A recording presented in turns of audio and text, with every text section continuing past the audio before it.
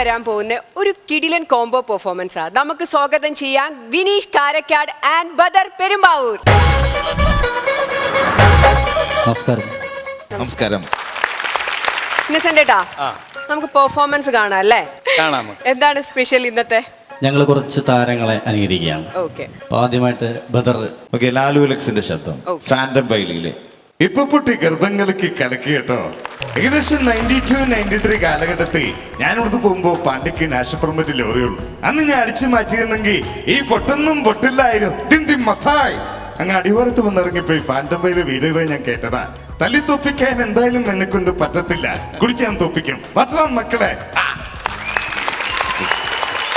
നമ്മുടെ നടൻ സിദ്ദീഖേട്ട സിനിമയിൽ വന്നപ്പോൾ ഒരുപാട് കോമഡിയൊക്കെ ചെയ്തുകൊണ്ടിരുന്ന ഒരു ശബ്ദമാണ് പഴയ കാല. രാമദിന, നീ അവളോട് അടുക്കുന്നത് ആത്മാർത്ഥമായിട്ടാണെങ്കിൽ നിങ്ങളെ തടയാൻ വരുന്നവരെ എതിർക്കാൻ ഞാൻ ഉണ്ടാകും. അതല്ല കുടുംബപൈരേഖം വെച്ച് ഞങ്ങളോട് പ്രതികാരം വീട്ടാണ് നിന്റെ ഭാവമെങ്കിൽ നിന്റെ നെഞ്ചത്തെ ആദ്യത്തെ വെട്ടുവിടുന്ന ഞാനായിരിക്കും. എന്റെ ദൈവമേ, തള്ളയ്ക്ക് ഭ്രാന്താണ്ടാ. നമ്മുടെ ബൈജുന്റെ പുതിയ ആടി 2-ലെ ഒരു ഡയലോഗ്. ഓക്കെ. ഷാജി പാപ്പാന്ന് ഇറങ്ങി പോടാ. മറ്റൊരു സംഭവ ശേഷം പ്രതിവർഷം എന്നെ പൊതുവെ തല്ലി. അങ്ങനെ 3 ആഴ്ച ആശുപത്രിയിലായിരുന്നു. അവിടുന്ന് പോലീസുകാർ പൊക്കിക്കൊണ്ട് കുറച്ചു ദിവസം ജയിലിട്ടു. മാത്രമല്ല എന്റെ വിഗ്ഗമാര് കത്തിച്ചെറിഞ്ഞു.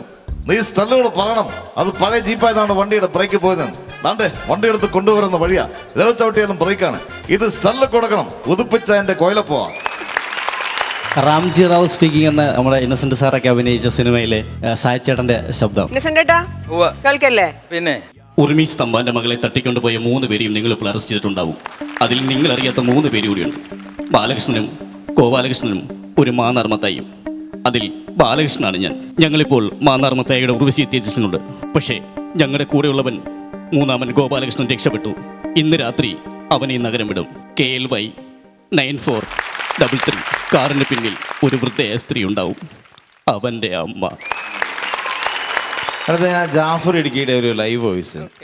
എന്നാ കൊച്ചായി പറയുന്നത്? സിനിമയിലും കാണാറുണ്ടോ? ചുമ്മാ സിനിമയും കാണാണ്ട് ചുമ്മാ എന്ന് പറയുക സജീവനാണ്. ഞാൻ ജാഫർ ഇടുക്കിയല്ലേ.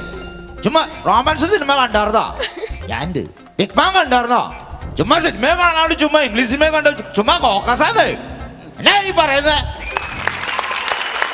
അടുത്തായിട്ട് നമ്മുടെ റിസബാബ ചേട്ടന്റെ ശബ്ദം അനുകരിക്കാം.